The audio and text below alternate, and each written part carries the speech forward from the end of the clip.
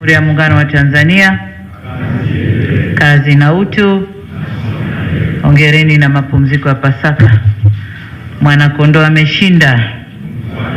Haya, mumfuate kweli kweli, sio mwitikie tu, tumfuate. Kwanza tumshukuru Mungu wote kwa pamoja kwa kuturuzuku nafasi hii ya kukutana hapa kwa jambo hili la kuapisha viongozi hawa. Ndugu zangu, kama mnavyofahamu, karibuni hivi tulimpoteza kiongozi mahiri, waziri wetu aliyekuwa waziri mkuu, sera, bunge, uratibu na wenye ulemavu, ndugu yetu William Vangimembe Lukuvi. Na kutokana na tukio hilo ambalo Mungu ametushushia, hatukuwa na budi bali kujaza nafasi yake, kumtafuta mtu ambaye angeweza kuvaa viatu vyake ili ajaze nafasi yake. Lakini vile vile huko Uswahilini tunasema isokongwe haivushi, yaani jamii yoyote isiyo mtu mzima haiendi vizuri. Kwa bidii tutafute mtu mzima mwenye maarifa, mwenye uzoefu mbalimbali, anayejua hii nchi vizuri, historia na kila kitu na awamu zote zilizopita, tumweke pale kwa sababu ya kazi inayomkabili pale. Kwa hiyo tumeona mtu mzima wetu hapa ni Mheshimiwa Kabudi, Profesa Palamagamba John Aidan Mwaluko Kabudi. Kwanza pole na kuapisha kwa mara ya 3 ndani ya kipindi kifupi. Likuapisha ukiwa waziri wa habari, nimekuapisha ukiwa waziri ofisini kwangu, na nataka nichukue fursa hii, nitumie fursa hii mbele ya umma huu nikushukuru sana kwa kazi uliyoifanya. Ukiwa ndani ya ofisi yangu katika kipindi kigumu, ulipambana ndani na nje ya nchi kueleza hali ilivyo, kuieleza nchi yetu mpaka tumepata hapa tulipofikia. Kwa nakushukuru sana. Lakini katika hilo wanasema kwenye fungu ndo panapoongezwa. Sasa kwa sababu ya sifa hizo zile kwako, bidi ni kuongeze jukumu kubwa zaidi. Huku nitaendelea kukutumia kwa yale muendelezo, lakini utaendelea kutumika kwenye ofisi ya waziri mkuu, sera, bunge na uratibu. Sikumuona mtu mwingine pia aliyesoba, mwenye na umahiri kama wewe kwenye nafasi hii. Kwa hiyo naomba upokee utumishi huo na uende ukatufanyie kazi pale. Kwa uwezo ulionao, sina shaka kwa jukumu utalimudu na utalitekeleza vyema ili kufikia malengo tunayokusudia. Tunaanza utekelezaji wa dira, inataka uratibu ndani ya serikali, baina ya sekta zetu ndani ya serikali, na hawa wakiratibiwa, mratibu wao katika ngazi ya wataalamu ni katibu mkuu kiongozi. Kini ukiwatizama kwa age wote vijana, na kunakuwa na mabishano makubwa sana kwenye MTC huko. Lakini ukiingia wewe kwenye ngazi ya juu hapa, uratibu wa juu, kila mtu akitizama ulivyo, kimo na uso, na kila mtu atakaa sawa, atasikiliza vizuri.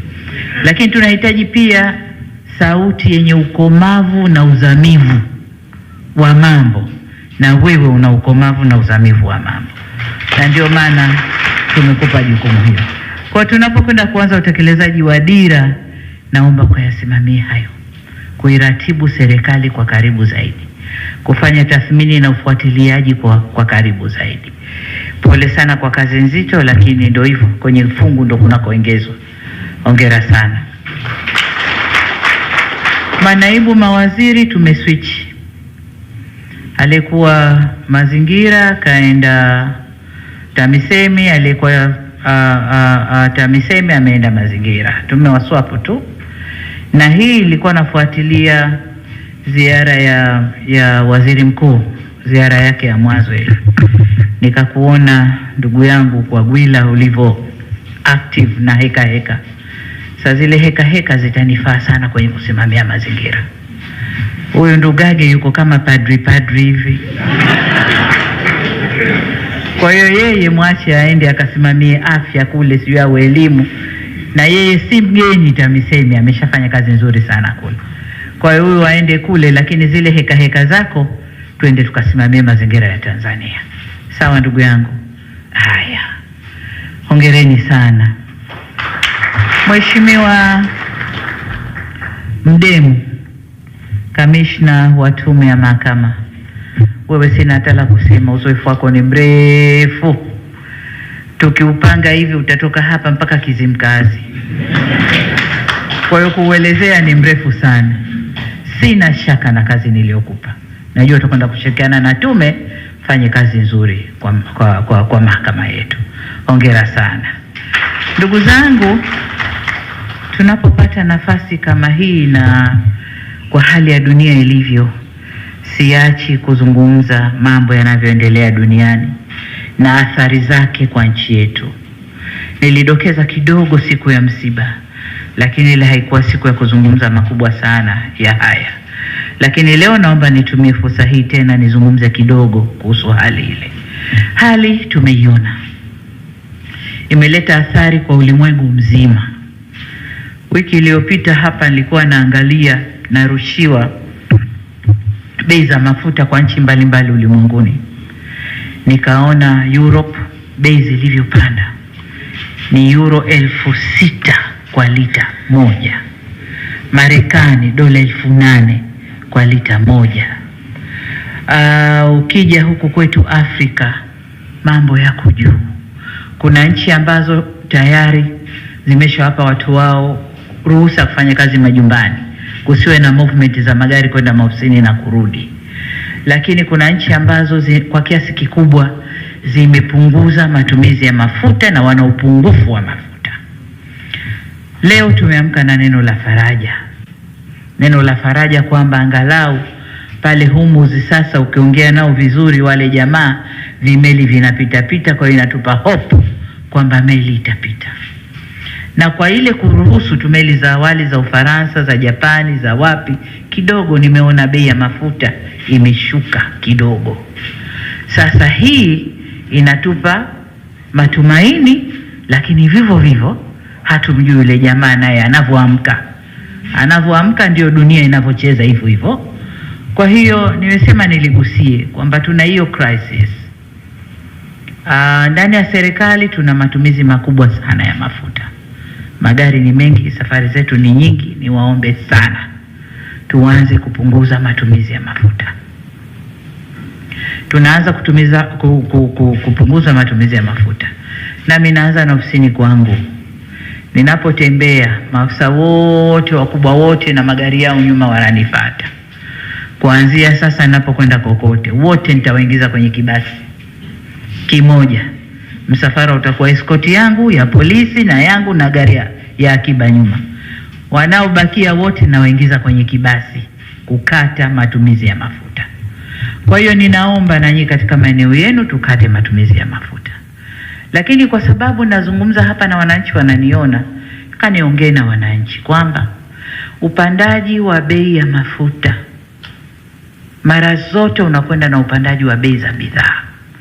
Sasa kwanza niongee na wafanya biashara kwamba kwa zile bidhaa ambazo tumezinunua muda mrefu na ziko maghalani, basi tuangalie jinsi ya kuadjust bei na isitumike fursa hii ya kupanda kwa mafuta na kuweka bei za bidhaa kubwa kuliko zinavyopaswa kuwa.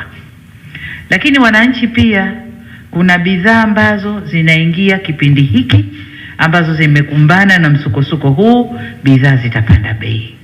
Niongee na wananchi kwamba haya si mambo ambayo serikali imesababisha.